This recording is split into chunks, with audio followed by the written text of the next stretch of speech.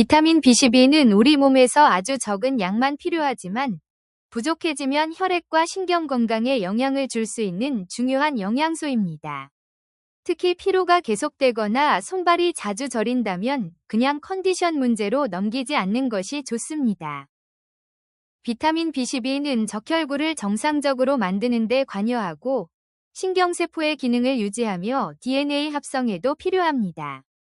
그래서 부족 상태가 오래 지속되면 단순한 피곤함을 넘어 여러 증상이 나타날 수 있습니다. 초기에는 특별한 증상을 느끼지 못하는 경우도 많습니다.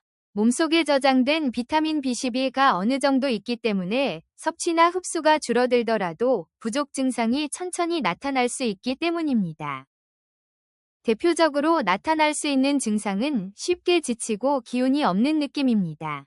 충분히 자고 쉬었는데도 피로가 계속된다면 빈혈을 비롯해 여러 원인을 확인할 필요가 있습니다.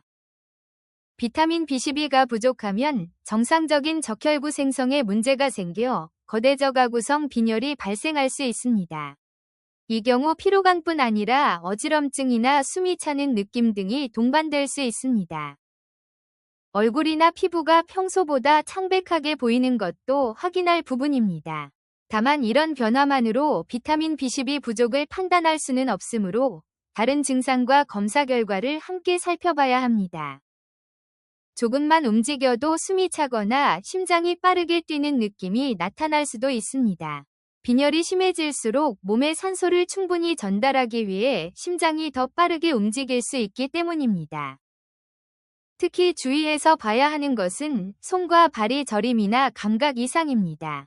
비타민 B12는 신경 기능과 관련되어 있어 장기간 부족하면 신경계 증상이 나타날 가능성이 있습니다. 손끝이나 발끝이 찌릿찌릿하거나 감각이 둔해지는 느낌이 반복될 수 있습니다. 이런 증상은 다른 질환에서도 흔하기 때문에 비타민 B12 부족이라고 스스로 단정해서는 안 됩니다. 균형을 잡기가 어렵거나 걷는 모습이 예전과 달라지는 경우도 있습니다. 심한 비타민 B12 결핍은 신경계에 영향을 줄 수 있으므로 이런 변화가 지속된다면 진료를 받아보는 것이 중요합니다. 기억력이나 집중력의 변화도 나타날 수 있습니다. 머리가 맑지 않은 느낌이 계속된다고 무조건 비타민 B12 때문은 아니지만 결핍이 의심되는 상황이라면 함께 확인해 볼 수 있습니다. 입안에서도 신호가 나타날 수 있습니다. 혀가 붉어지거나 통증이 생기는 설염, 입안의 불편감 등이 비타민 B12 결핍과 함께 나타나는 경우가 있습니다. 그렇다면 왜 비타민 B12가 부족해질까요? 단순히 음식을 적게 먹어서 생기는 경우도 있지만 실제로는 충분히 섭취하고 있어도 몸에서 제대로 흡수하지 못하는 것이 원인일 수 있습니다.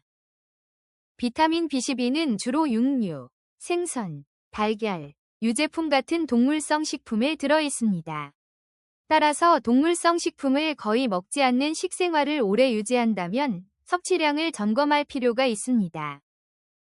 특히 엄격한 채식 식단을 유지한다면 비타민 B12 공급원을 별도로 확인하는 것이 중요합니다. 강화식품이나 보충제 등을 통해 필요한 양을 공급해야 하는 경우도 있습니다. 하지만 고기를 충분히 먹는다고 해서 무조건 안심할 수 있는 것은 아닙니다. 비타민 B12는 위화장에서 여러 단계를 거쳐 흡수되기 때문에 소화기관의 상태가 흡수에 영향을 줄 수 있습니다. 예를 들어 악성 빈혈처럼 내인자와 관련된 문제가 있으면 음식으로 섭취한 비타민 B12를 충분히 흡수하지 못할 수 있습니다. 이런 경우에는 식사만 바꾸는 것으로 해결하기 어려울 수 있습니다. 위나장의 일부를 수술했거나 특정 위장관 질환이 있는 사람도 흡수에 영향을 받을 수 있습니다. 자신의 과거 수술이나 질환이 있다면 의료진에게 함께 알리는 것이 좋습니다. 나이가 들면서 위산 분비가 감소하면 음식에 들어있는 비타민 B12를 분리하고 이용하는 과정에 영향을 받을 수 있습니다. 따라서 고령층에서도 결핍 가능성을 주의해서 살펴볼 필요가 있습니다. 복용하고 있는 약도 확인해야 합니다. 일부 위산 억제제나 당뇨병 치료에 사용되는 메트포르민 등을 장기간 복용할 경우 비타민 B12 상태에 영향을 줄 가능성이 알려져 있습니다. 그렇다고 복용 중인 약을 임의로 끊어서는 안 됩니다. 약 때문에 비타민 B12가 걱정된다면 처방을 중단하는 것이 아니라 담당 의료진과 검사 필요성이나 보충 방법을 상담해야 합니다. 비타민 B12 부족 여부는 증상만으로 정확하게 판단하기 어렵습니다.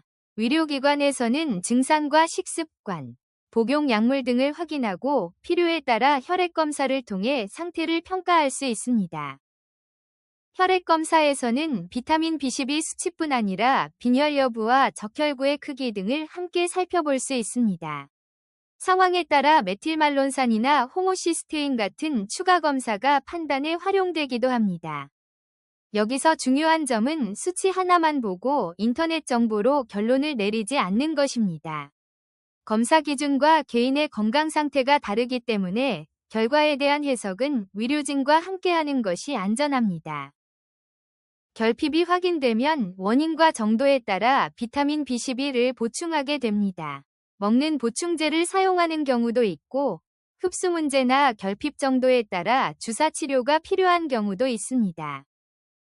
음식으로 관리한다면 소고기나 돼지고기 같은 육류뿐 아니라 생선, 조개류, 달걀, 우유와 유제품 등 다양한 비타민 B12 공급원을 식단에 포함할 수 있습니다.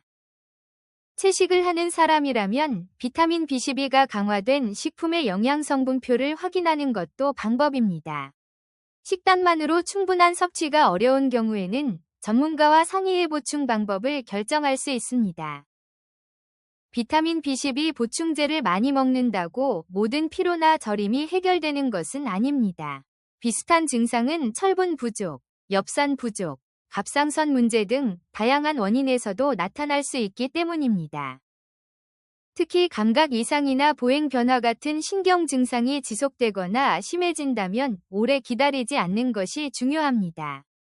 비타민 B12 결핍으로 인한 신경 손상은 장기간 지속될 경우 회복이 충분하지 않을 수도 있습니다. 평소 이유 없이 피곤하고 손발 저림이나 감각 변화가 반복된다면 몸이 보내는 신호를 무시하지 마세요. 비타민 B12 부족은 원인을 정확히 확인하고 적절하게 치료하는 것이 무엇보다 중요합니다.